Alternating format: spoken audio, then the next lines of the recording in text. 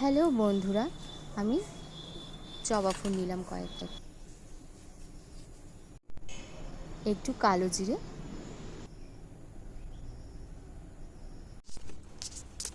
Aloe vera গাছ থেকে কিছু অ্যালোভেরার পাতা ছিঁড়ে নিলাম,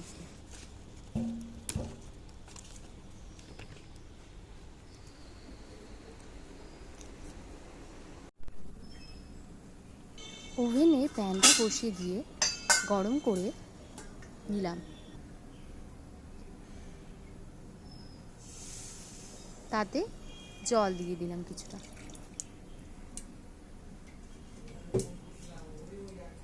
জলটা সামান্য গরম হয়ে গেলে আমি তাতে দিয়ে দিলাম জবা ফুলের কুঁড়ি এবং জবা ফুলগুলো।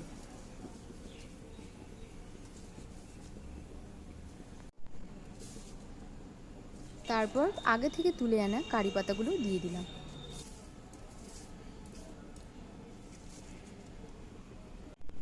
এবার কালো জিরে,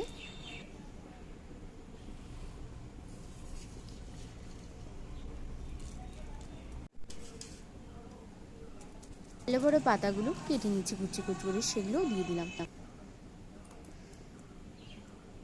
এবার একটা চামচ নিয়ে হালকা নেড়ে চেড়ে দিলাম। জলটাও ভালো গরম হয়ে এসেছে এবং জবা ফুলের পাতার কালারগুলো আস্তে আস্তে জলে মিশে যাচ্ছে।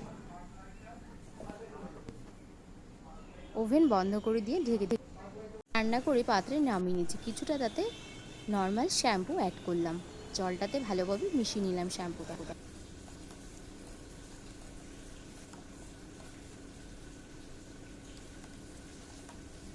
ভালোভাবে মেশানো হয়ে গেছে।